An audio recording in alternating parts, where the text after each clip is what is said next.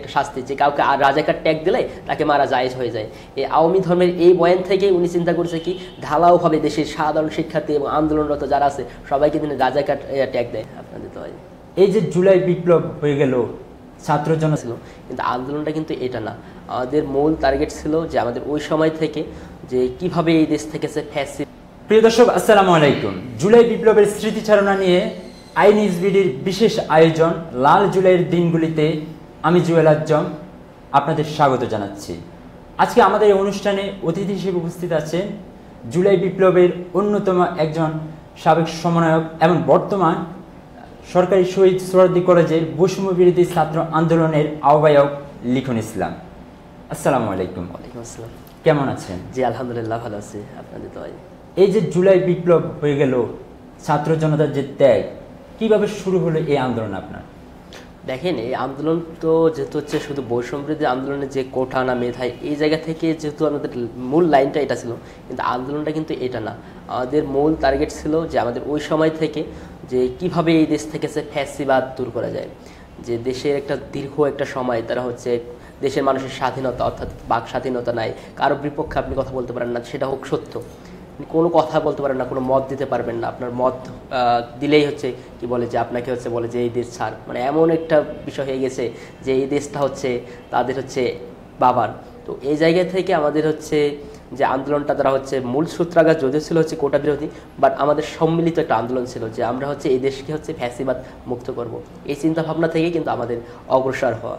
এই আন্দোলনের সবচেয়ে গুরুত্বপূর্ণ বিষয়গুলো ছিল কর্মসূচির নাম ঘোষণা করা। ঠিক তেমনি আমরা দেখি যে 7 জুলাই ব্লকের যে কর্মসূচি রয়েছে, 7 জুলাই বাংলা ব্লকের যে কর্মসূচি ঘোষণা করা হয়েছে, ঠিক সেই দিনটা সম্পর্কে জানতে চাচ্ছি কিভাবে এগুলো আন্দোলন। আচ্ছা দেখেন, আমরা যখন হচ্ছে আমাদের হচ্ছে দাবির দিকে আগাবো, কিন্তু একটা বিষয় যখন আপনি হুট করে একদম হচ্ছে হাত দিয়ে দেবেন তখন কিন্তু হচ্ছে বিষয়টা হচ্ছে একদম আপনি সফল নাও হতে পারেন। তো ওই জায়গা থেকে আমাদের যে টেকনিক্যাল যে ছিল ইস্যু, তো এই জায়গা থেকে আমরা হচ্ছে সিদ্ধান্ত নেই হচ্ছে প্রথমে হচ্ছে শাহবাগ ব্লকেট, শাহবাগের পরপরেই কিন্তু হচ্ছে আমরা বাংলা ব্লকেট দিতে বাধ্য হই। কারণ হচ্ছে এই দেশ শুধু হচ্ছে শাহবাগ কেন্দ্রিক না, আমরা জানি যে বাংলাদেশ হচ্ছে যে গ্রাম থেকে শুরু করে ঢাকা পর্যন্ত অর্থাৎ তৃণমূল থেকে উচ্চ পর্যায় পর্যন্ত সকল জায়গায় আমরা এই আন্দোলনকে ছড়িয়ে দেওয়ার জন্য কিন্তু আমরা বাংলা ব্লকেট নাম দিই।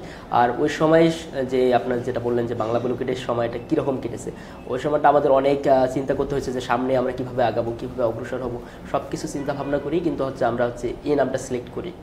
আচ্ছা, শেখ হাসিনা চীন সফর শেষে দেশে আসে, ঠিক সে সময় এসে একটা সংবাদ সম্মেলনে ঢালাওভাবে যারা বৈষম্য বিরোধী ছাত্র আন্দোলন করেছিল কোটা সংস্কারের দাবিতে তাদেরকে রাজাকার বলে ট্যাগ দেয়। ঠিক আপনার কি মনে হয় ঠিক সেই সময়টাই এই আন্দোলন অন্যদিকে একটা রূপ নেয়? আচ্ছা, রূপ নেওয়ার বিষয়টা আমি এইভাবে বলতে পারি, উনি কিন্তু হচ্ছে ওই সময় রাজাকার না, ওনার বিপক্ষে বা হচ্ছে আপনার হচ্ছে ইয়াকে বলে জনগণের পক্ষে কোনো কথা বললেই ওনার গায়ে লাগে। আর ওনারা এই যে দীর্ঘ একটা 17 বছর, এই 17 বছর তারা একটা ধর্ম প্রতিষ্ঠা করতেছে আওয়ামী ধর্ম। এই আওয়ামী ধর্মের বিপক্ষে যেই যাবে, সেটা আমি আপনি বৈষম্যবৃদ্ধি যেই হোক না কেন, আওয়ামী ধর্মের বিপক্ষে যদি যান, আপনি আওয়ামী ধর্মের বাইরে যদি যান, তাহলে কিন্তু আপনাকে হচ্ছে টার্গেটিং করে তারা হচ্ছে রাজাকার বলবে। আর ওই সময় হচ্ছে সব থেকে ভয়ঙ্কর একটা যে উনি একটা যে আওয়ামী ধর্মের যে একটা গালি এবং আওয়ামী ধর্মের যে একটা শাস্তি যে কাউকে আর রাজাকার ট্যাগ দিলে তাকে মারা জায়েজ হয়ে যায়। এই আওয়ামী ধর্মের এই বয়ান থেকে উনি চিন্তা করেছে কি ঢালাওভাবে দেশের সাধারণ শিক্ষার্থী এবং আন্দোলনরত যারা আছে সবাইকে তিনি রাজাকার ট্যাগ দেয়। আর যেহেতু হচ্ছে আমাদের ওই সময় আমাদের চিন্তা ভাবনা ছিল যে আমাদের যাই হোক না কেন এবার আমরা হচ্ছে দেশকে ফ্যাসিবাদ মুক্ত করেই ছাড়বো। তো ওই জায়গায় যেহেতু দেখুন সে আবার হচ্ছে ঢালাওভাবে সবাইকে হচ্ছে রাজাকার ট্যাগ দেওয়া শুরু করে, ওই জায়গায় হচ্ছে আন্দোলন পুরোটাই একদম হচ্ছে আমাদের হচ্ছে ভিন্নমুখ না, আমাদের আন্দোলনটা একদম হচ্ছে ছোট থেকে বড় আকার ধারণ করে, অর্থাৎ হচ্ছে আপনার বিস্ফোরণ হয়ে যায়, আন্দোলনটা গোটা বাংলাদেশ ছড়িয়ে যায়। এটা হচ্ছে আমাদের জন্য হচ্ছে পজিটিভ ছিল।